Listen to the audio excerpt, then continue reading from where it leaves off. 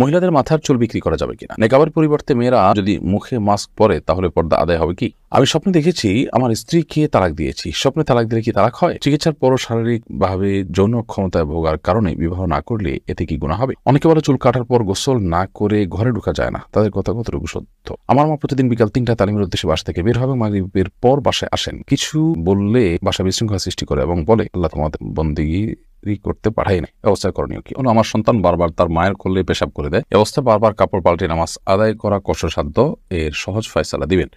নেকাবের পরিবর্তে মেয়েরা যদি মুখে মাস্ক পরে তাহলে পর্দা আদায় হবে কি? নেকাবের পরিবর্তে যদি মাস্ক পরেন এবং তার সৌন্দর্য যদি তাতে আপনার অপ্রকাশিত হয় তাতেও পর্দা হয়ে যাবে। পর্দার জন্য আপনার ওই কাপড় দিয়ে নেকাবে দিতে হবে এরকম কোনো কথা বা বাধ্যবাধকতা নেই। আপনি মাস্ক দিয়ে করেন কিংবা ওড়না দিয়ে করেন কিংবা অন্য কিছু দিয়ে করেন, যেভাবে হোক আপনার সৌন্দর্য আপনি অপ্রকাশিত রাখবেন এবং সেটি প্রকাশ করে বেড়াবেন না, এটুকুই যথেষ্ট আপনার জন্য। আল্লাহ তাআলা বলেছেন যে ওয়ালাউদ্দিনা জিনাতাহুন্না ইল্লা মা যাহারা মিনহা, মেয়েরা তাদের সৌন্দর্যকে প্রকাশ করবে না। এই প্রকাশ না করার জন্য তিনি যে প্রক্রিয়া অবলম্বন করেন না কেন সেটি জায়েজ হবে। চিকিৎসার পরও শারীরিকভাবে যৌন ক্ষমতায় ভোগার কারণে বিবাহ না করলে এতে কি গুনাহ হবে? চিকিৎসা করার পরও যদি শারীরিকভাবে অক্ষম থাকে কেউ, তাহলে সেক্ষেত্রে তিনি যদি গুনাহ মুক্ত থাকতে পারেন, ফিতনা মুক্ত থাকতে পারেন এবং তার দ্বারায় বিয়ে করলে বরং স্ত্রীর হক নষ্ট হবে এরকম হয়, তাহলে তার জন্য বিয়ে না করাই উচিত। তিনি এক্ষেত্রে বিবাহ থেকে বিরত থাকবেন। আর যদি নিজে গুনাহে লিপ্ত হওয়ার আশঙ্কা থাকে বা স্ত্রীর হক আদায় করতে পারেন, হয়তো পুরোপুরি নয়, তাহলে সেক্ষেত্রেও তার জন্য বিয়ে করা জায়েজ হবে। অর্থাৎ এটি নির্ভর করবে যে তার অবস্থাটা কি হতে পারে বিবাহ না করলে, আর করলে কি হতে পারে। যদি করলে তিনি বরং স্ত্রীর হক নষ্ট করবেন, তাহলে সেক্ষেত্রে তার জন্য বিয়ে করা জায়েজ নয়।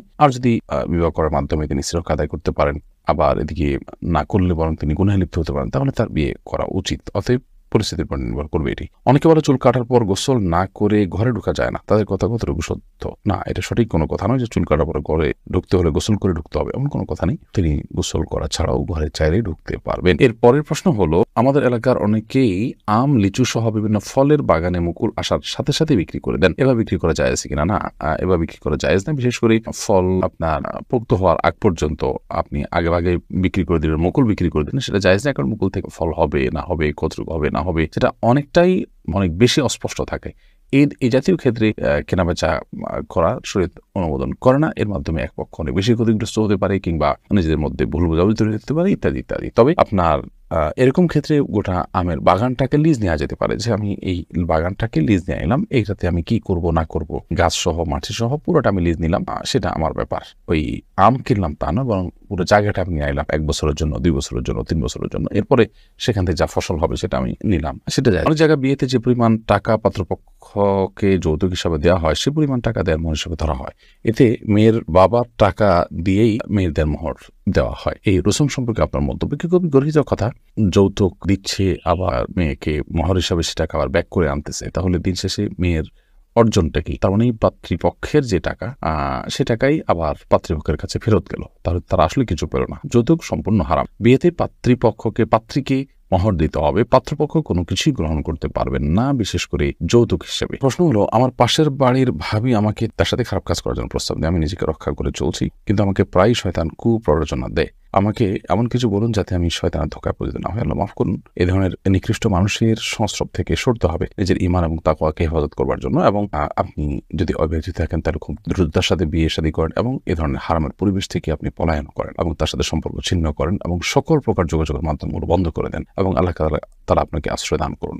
এক্ষেত্রে বিয়ে হলো সবচেয়ে কার্যকর পন্থা এবং গুনাহের পরিবেশ থেকে সরে যাওয়া প্রয়োজনে অন্যদেরকে জানিয়ে দিতে হবে যদি নিজেকে গুনাহ থেকে বাঁচানোটা কঠিন হয়ে যায় সেক্ষেত্রে। এবং তারপরেও তাকে যে কোনো মূল্যে বিরত রাখতে হবে তার এই অন্যায় প্রস্তাব থেকে। এবং প্রথমে তাকে ভয় দেখানো যেতে পারে, তাতে যদি তিনি বিরত হয়ে যান তাহলে তো আলহামদুলিল্লাহ। আমি স্বপ্নে দেখেছি আমার স্ত্রীকে তালাক দিয়েছি। স্বপ্নে তালাক দিলে কি তালাক হয়? বিষয়টা নিয়ে খুবই আমি বিচলিত, দয়া করে চিন্তামুক্ত করবেন। ভাই, স্বপ্নে যদি তালাক দেওয়া হয় তাহলে সে তালাকের কোনো ভ্যালু নেই এবং এর কারণে তালাক পতিত হয় না। কারণ স্বপ্ন এটা তার নিয়ন্ত্রণে নয়, তিনি স্বেচ্ছায় করেছেন, ব্যাপারটি সেরকম নয়। বিধায় স্বপ্নে কেউ তালাক দেখলে যে স্ত্রী তালাক হয়ে যায়, ব্যাপারটা সেরকম না এবং এটার জন্য কোনো কাফারা বা ক্ষতিপূরণ দিতে হবে যে এরকমও নয়। স্বপ্ন নিছকই স্বপ্ন, বিধায় সেটা কোনো স্বপ্ন ব্যাখ্যাতা থেকে কোনো ইন্ডিকেট পাওয়া যায় কিনা তিনি জানতে পারেন, অথবা যদি এরকম কোনো ইন্ডিকেট না পাওয়া যায় তাহলে সেক্ষেত্রে এটা নিয়ে এত পেরেশান হওয়ার কোনো কারণ নেই। খোলাসা কথা হলো, স্বপ্নে আপনি আপনার স্ত্রীকে তালাক দিতে দেখেছেন, কাউকে বিয়ে করতে দেখেছেন, এর কারণে না বিয়ে হবে না তালাক হবে, এটা নিয়ে অরিড হওয়ার বা পেরেশান হওয়ার কিছু নেই। আমার সন্তান বারবার তার মায়ের কোলে পেশাব করে দেয়,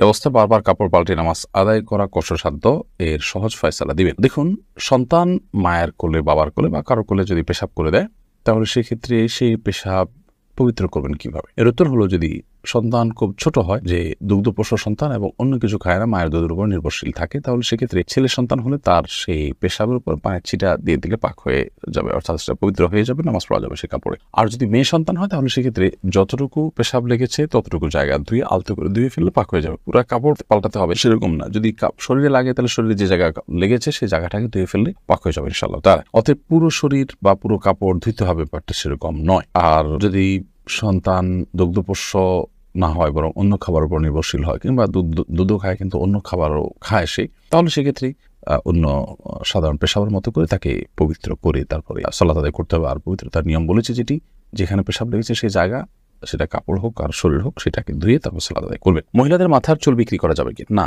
মহিলাদের মাথার চুল কেন, শরীরের অন্য কোনো অঙ্গ প্রত্যঙ্গ, অন্য কারোর, পুরুষদেরও কোনো অঙ্গ প্রত্যঙ্গ বিক্রি করা জায়েজ নাই। তবে কারোর যদি প্রয়োজন হয় সেটি দান করা যেতে পারে, কিন্তু বিক্রি করা জায়েজ নাই। কারণ এই সমস্ত অঙ্গগুলো প্রথমত আল্লাহ তাআলা, দ্বিতীয়ত হলো যে মানুষের এই শরীরের প্রতিটি অঙ্গকে ইসলাম মর্যাদা দিয়েছে। আল্লাহ বলেছেন, ওয়ালাকাদ কাররামনা বানি আদম, আমি আদম সন্তানদেরকে মর্যাদা দিয়েছি, সম্মান দিয়েছি। অতএব সেই সম্মানের অংশ হিসেবে মানুষের শরীরের কোনো অংশ বিক্রি করা যাবে না। এটা বিক্রি করা মানে তাকে অপমান করা, তাকে অসম্মান করা। আমার মা প্রতিদিন বিকাল 3টায় তালিমের উদ্দেশ্যে বাসা থেকে বের হবে, মাগরিবের পর বাসায় আসেন। কিছু বললে বাসা বিশৃঙ্খলা সৃষ্টি করে এবং বলে, আল্লাহ তোমাদের বন্দেগী করতে পাঠায় নাই, ব্যবস্থা করণীয় কি? অনেক বোনরা আছেন তালিমের নামে তারা সীমানা ছাড়িয়ে চলে যাচ্ছেন এবং অতিরিক্ত জজবা, অতিরিক্ত প্রয়োজনের চাইতে বেশি তাদের মধ্যে জোশ চলে আসছে। এটি উচিত না, এটাকে নিয়ন্ত্রণ করতে হবে। নারীদেরকে আল্লাহ রাব্বুল আলামিন এভাবে ঘুরে ঘুরে ঘুরে ঘুরে বারে বারে গিয়ে তালিম করার নির্দেশ দেননি, এবং এটা সাহাবী আসলাফদের মধ্যেও ছিল না।